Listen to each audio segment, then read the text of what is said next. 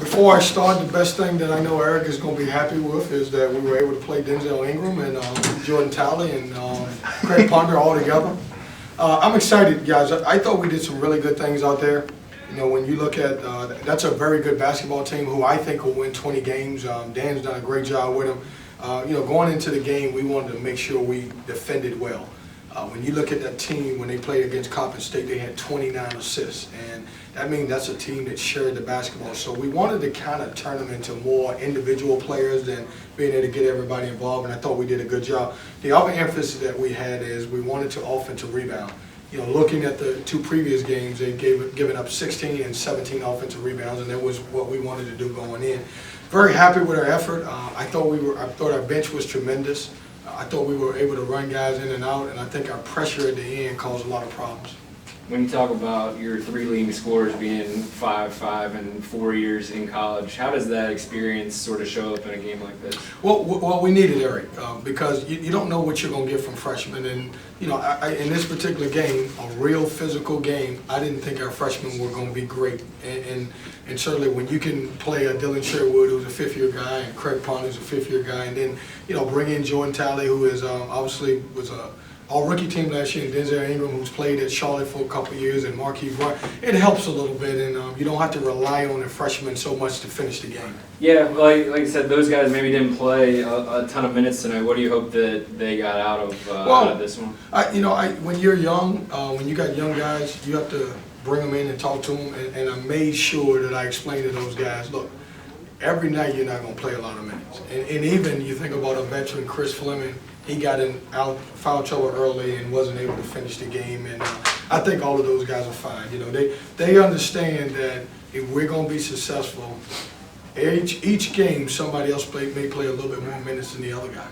When you talked about kind of using that, making them beat you one-on-one in situations, is that what you felt like you guys were able to do early, or was it more about what they weren't doing that first 10 minutes when they don't score a basket? Say that again for me, Eric. The first 10 minutes, you feel it was more about what they weren't doing, or was it kind of your plan really working right out of the gate? No, I thought we did a tremendous job coming out defensively at the beginning of the game. You know, if you look at it, and I don't know the stat exactly, but for the first 6 or 7 minutes, they'd only scored one field goal, and the rest of them were from the free throw line. And I just felt like we defended it. And, you know, you think about it, this is a team against Coppin State that took 29 threes. We also wanted to run them off the three-point line. If you look at it tonight, they were 3 for 9. So, you know, they have weapons where they can score the ball, and we wanted to limit their touches.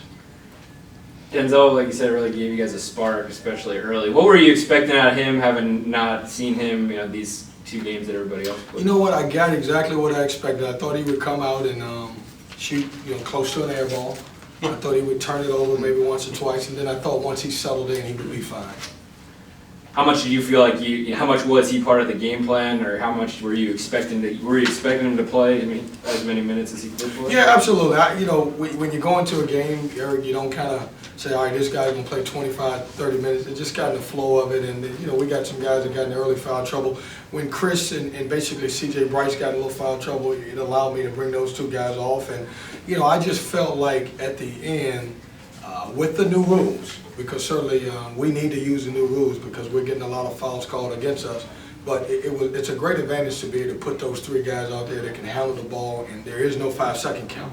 So they can dribble all they want to, and then we can drive at the end. So I think they helped us finish the game.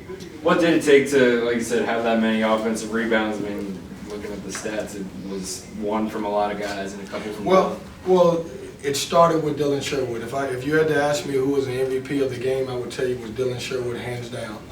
He made play after play. He hit a big 3. He got a couple big offensive rebounds. He moved without the basketball. He did a great job, and I'm proud of that kid. He, you know, at 16 points, 9 rebounds in 32 minutes, he had a great night. A lot of those type of plays he wouldn't have been able to make last year. When did you start to see that change, that he was a guy who was capable of doing that? Well, I joked with him, Eric, because I told him, I said, you were 15 minutes, I mean, you went to prep school after high school, so that's your 5th year.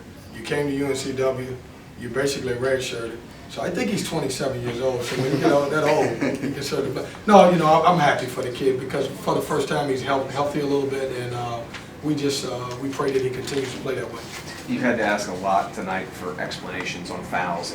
How much have you been able to adjust just one game to 2 games, or have you not been able to yet? You know, it's tough because I'll be honest with you, I think the officials are doing a great job.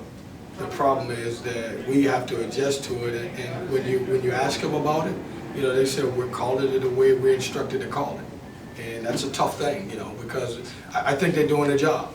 And it's tough for us as coaches on the other side to, you know, just to deal with it because it's a big adjustment. Is there any way for you guys specifically to adjust to that? I don't think so.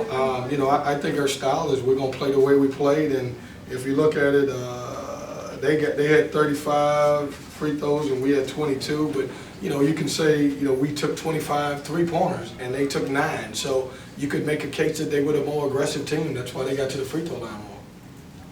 Where does your team need to improve? You're 2-0, but where do you need to get better? Well, I just think we need to improve, obviously, get a better flow of what we're doing.